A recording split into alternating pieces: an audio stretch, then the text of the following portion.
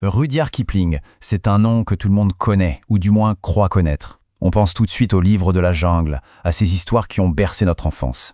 Mais derrière ce conteur de génie se cache une figure bien plus complexe, bien plus controversée.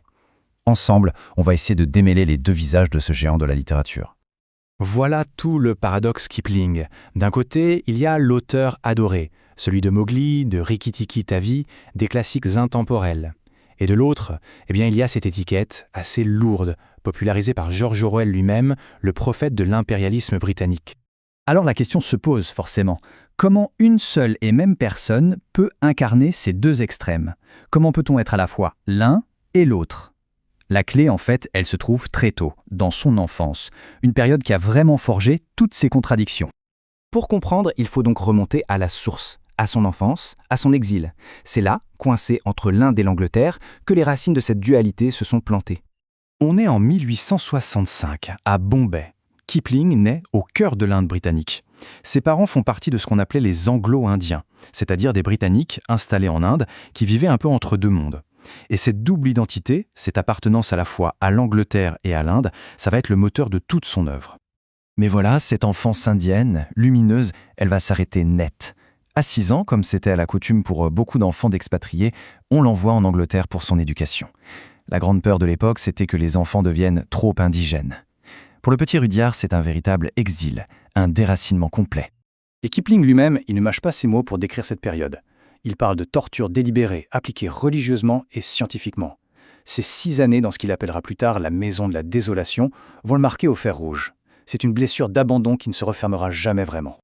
Après cet exil terrible en Angleterre, c'est le retour en Inde.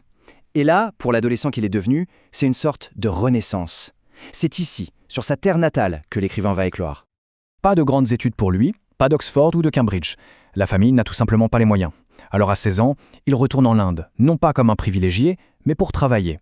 Il devient journaliste à Lahore, et c'est là, dans l'effervescence des salles de rédaction, qu'il va trouver sa voie. Et son talent explose, littéralement. Il écrit sans arrêt, il est incroyablement prolifique. Il puise son inspiration partout autour de lui. Le résultat, tenez-vous bien, en une seule année, 1888, alors qu'il n'a que 22 ans, il publie 7 livres. 7! C'est juste prodigieux, et ça va le propulser sur le devant de la scène. À partir de là, son ascension est fulgurante. En à peine quelques années, le jeune journaliste devient une star mondiale de la littérature. Il quitte l'Inde, son succès devient planétaire, il écrit le livre de la jungle pendant un séjour aux États-Unis, et puis, en 1907, c'est la consécration ultime, le prix Nobel de littérature. Il est le tout premier auteur de langue anglaise à le recevoir. D'ailleurs, ce qui est assez fascinant, c'est que son chef-d'œuvre sur l'Inde, le livre de la jungle, il ne l'a pas du tout écrit en Inde. Non, il l'a écrit dans le froid glacial du Vermont, aux États-Unis. C'est là-bas, loin de tout, qu'il a replongé dans ses souvenirs d'enfance pour créer cet univers qu'il a rendu immortel. Mais évidemment, cette gloire mondiale, elle a son revers. Une facette beaucoup plus sombre, plus controversée, qui va finir par définir et un peu assombrir une grande partie de son héritage, celle de poète de l'Empire. Le prophète de l'impérialisme, c'est cette fameuse étiquette qui va lui coller à la peau.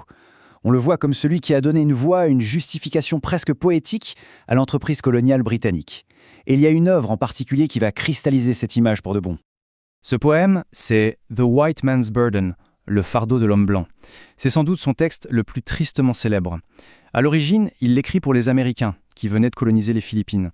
Mais ce poème est devenu le symbole même d'une vision paternaliste et pour beaucoup raciste de la colonisation. Mais attention, ce serait trop simple de s'arrêter là. Les experts débattent encore aujourd'hui.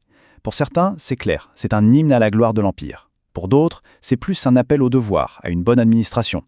Et il y en a même qui y voient une critique cachée, ou l'expression d'une véritable angoisse sur l'avenir de cet empire. Et cette complexité, on la retrouve ailleurs. Par exemple, pour le jubilé de la reine Victoria, il n'écrit pas une ode triomphante. Au contraire, dans son poème « Recessional », il met en garde contre l'orgueil, et il rappelle que tous les grands empires, comme Ninive et Tyr dans l'Antiquité, finissent par disparaître. C'est un texte plein de doutes. Cette vision du monde, à la fois fière et anxieuse, va bientôt être complètement bouleversée. Une tragédie, à la fois personnelle et mondiale, va changer sa vie et son œuvre pour toujours. La Première Guerre mondiale éclate, et c'est tout un monde qui s'effondre. Tout l'optimisme de l'époque, ce sentiment de supériorité et de permanence, tout ça se brise dans la boue des tranchées. Et pour Kipling, la tragédie va être aussi collective qu'intimement personnelle. Son fils unique, John, veut s'engager. Problème, il est myope, l'armée le refuse. Alors Kipling, le grand chantre du devoir et de l'Empire, va utiliser toute son influence pour lui obtenir un poste. John part au front et il est tué dès sa première grande bataille en 1915. Il avait 18 ans. Après la guerre, il va écrire ce couplet, 2 vers d'une amertume absolue. Si quelqu'un veut savoir pourquoi nous sommes morts, dites-leur parce que nos pères ont menti. Beaucoup y voient l'expression de sa propre culpabilité. Le père qui a menti, c'est peut-être lui. Dévasté, il va canaliser sa douleur dans un travail de mémoire. Il s'investit corps et âme dans la commission qui crée les grands cimetières militaires britanniques. Et c'est lui qui choisira cette inscription, simple et tellement puissante pour la tombe du soldat inconnu, « Known unto God », connu de Dieu seul. Alors au final, comment comprendre cet héritage? Comment assembler toutes les pièces de ce puzzle si complexe où la gloire, la controverse et le chagrin sont si étroitement mêlés? Finalement, l'héritage de Kipling, c'est un peu le miroir des contradictions de son époque. Il est ce conteur de génie et en même temps le poète de l'Empire, l'innovateur littéraire et le défenseur d'un ordre du monde qui a disparu. C'est impossible de le résumer, de le mettre dans une seule case. Et son histoire nous renvoie à une question qui est toujours aussi pertinente aujourd'hui. Peut-on séparer l'œuvre de l'artiste et de son époque? Peut-on admirer la beauté d'un récit tout en rejetant l'idéologie qui peut être le sous-tend? Comme pour l'homme lui-même, il n'y a pas de réponse simple.